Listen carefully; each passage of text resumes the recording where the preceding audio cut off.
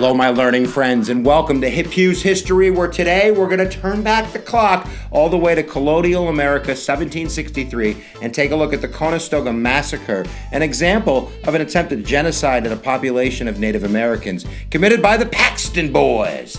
And I used to like saying that, the Paxton boys, until I learned what they did. And you're going to learn about it right now as we go giddy up for the learn and get her done.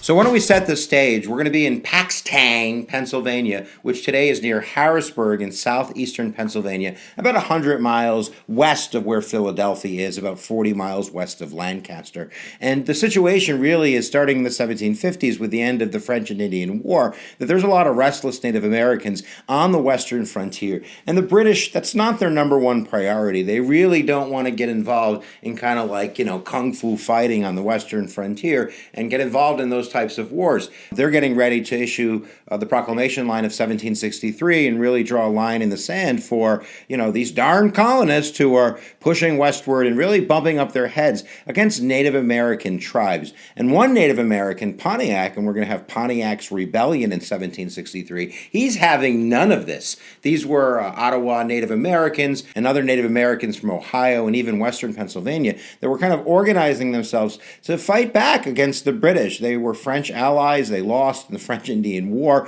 and now they're really fighting for their own survival as they see these Western settlers starting to take their land. So they're organizing attacks, especially in the Ohio region and even into, like I said, Western Pennsylvania, more near Pittsburgh. So word of these attacks has spread, and now we can go to Paxton, which of course we get the Paxton boys from. Pennsylvania is really changing, and this is important to understand, that it's founded as a Quaker colony, and the Quakers believe in universal friendship, the universal kingdom, and working with Native Americans in a very peaceful manner. And at the end of the 1600s, William Penn, who founded Pennsylvania, he had bequeathed, I like saying that word, bequeathed, lots of land to Native Americans, including one specific tribe, the Susquehannock. And these guys are really dwindled down to very small numbers by 1763. Smallpox had pretty much wiped them out. And the place we're talking about, Conestoga, there's only about 20 of these Native Americans that live there. And for most of them,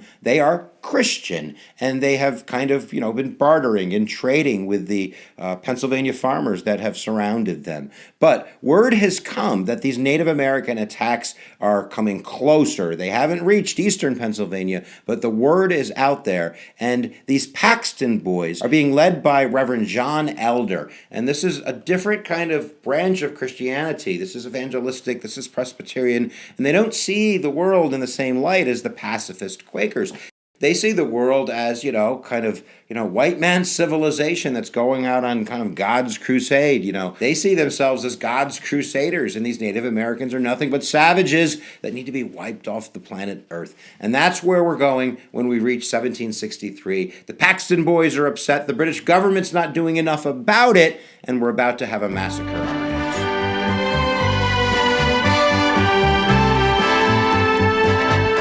So the Paxton boys are going to take vengeance into their hands on December 14th, 1763, when about 50 of them march to Conestoga, where they only find 6 of the 22 Susquehannock Native Americans. They're going to massacre those 6. They're going to scalp them. They're going to dismember their bodies.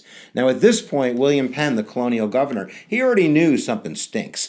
He had let 150 of other Native American tribes come to Philadelphia during this time period in order to be safe, but they actually denied the Susquehannocks' request to come to Philadelphia. Now, 16 of that family, that tribe, wasn't in the village. They had been trapped in a snowstorm, so they were put under protection of the colonial governor in Lancaster. They put them in a work storage house, and they were supposed to be secure there. But the Paxton boys, when they find out they're in Lancaster, they're going to march the 40 miles to Lancaster. They're going to overpower the sheriff. The sheriff's going to pretty much give them the keys to the workhouse. They're going to go in, and they're going to kill 14 of those 16 remaining Native Americans, 6 adults and 8 children. And the accounts are horrific. Again, scalping and dismembering, cutting the legs and the hands, the body parts up and scattering them about. They really believed these people were savages, that they were above them, and I guess they had a right to do this.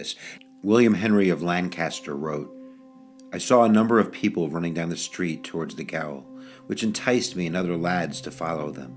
At about 60 or 80 yards from the gaol, we met 25 to 30 men well mounted on horses and with rifles, tomahawks, and scalping knives equipped for murder.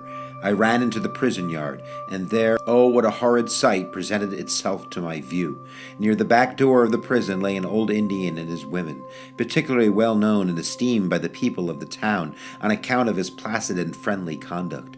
His name was Will Sock. Across him and his native women lay 2 children of about the age of 3 years, whose heads were split with a tomahawk and their scalps all taken off. Towards the middle of the gaol yard along the west side of the wall lay a stout Indian, who I particularly noticed to have been shot in the breast. His legs were chopped with a tomahawk, his hands cut off, and finally a rifle ball discharged in his mouth, so that his head was blown to atoms, and the brains were splashed against, and yet hanging to the wall for 3 or 4 feet around. This man's hands and feet had also been chopped off with a tomahawk. In this manner lay the whole of them, men, women, and children, spread about the prison yard, shot, scalped, hacked, and cut to pieces. Now, John Penn, he had put $600 on their heads. He had issued warrants for their arrest, but he's not getting any cooperation. Nobody is turning these folks in. Now, out of the frustration that the Paxton boys have, they think they're kind of on a roll. So they're going to actually march in January of 1764 to Philadelphia. The point, I guess, is to get those Native Americans that are holed up and kill them off, too. Now, Philadelphia is really Quaker-based, so they had organized their own militia. They were waiting for the Paxton boys. The British had soldiers waiting for the Paxton boys. Really could have been a bad conflict, if not for Benjamin Franklin. Thank you, Benjamin Franklin.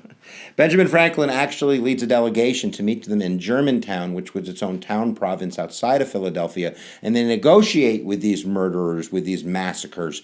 There's about 400 of them, maybe a little more, a little bit less, but they actually strike a deal where Benjamin Franklin is going to take their grievances to the colonial legislatures, and the Paxton boys disappear into American history, not one of them ever arrested or not one of them ever punished.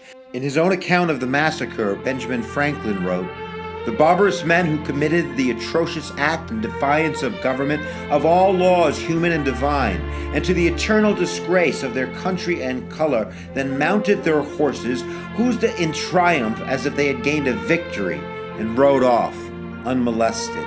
The bodies of the murdered were then brought out and exposed in the street, till a hole could be made in the earth to receive and cover them. But the wickedness cannot be covered.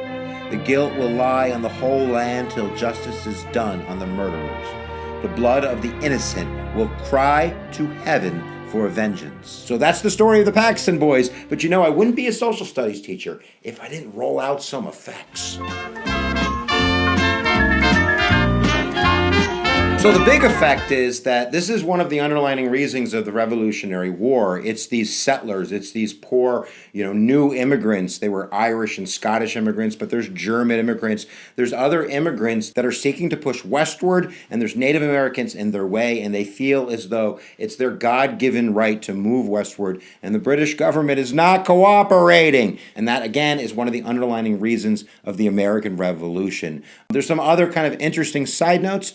For the first time, it's actually Philadelphia that's going to lead in pamphlet production, increasing their supply by more than 50% because of the Paxton boys and the massacre. There was literature that came out for it and against it, and it really, I think, showed early on people like Thomas Paine the power of the press and the power of media in the pamphlet section. How about that? And I think one other effect is it really shows that Pennsylvania's going red back in 1763, meaning that Philadelphia, really the center of control for Pennsylvania, is first seeing its encroachment of, more of the settlers and the other classes of people. And soon after, we're going to see that the legislatures in Philadelphia are going to be more heavily represented by that Presbyterian, by those immigrants that really want to push the envelope and go west, young man. So there you go, guys. That's the story of the Paxton boys, the Conestoga Massacre. Really a sad, sad story of really an attempted genocide when it comes down to it.